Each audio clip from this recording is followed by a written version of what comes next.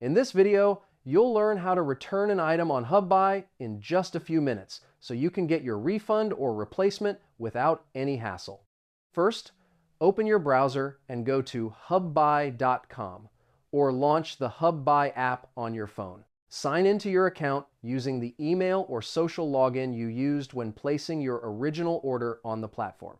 Next, click on your profile icon in the top right corner and select My Orders. This will show you a list of all your recent purchases with options to track, review, or return any item you've ordered.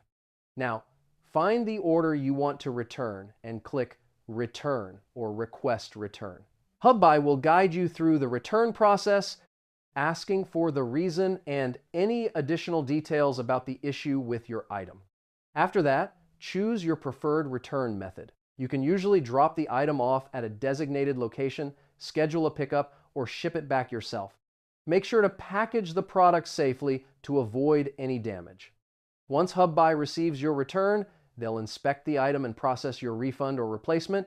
You'll get a confirmation email with the status, and the refund typically arrives within a few business days.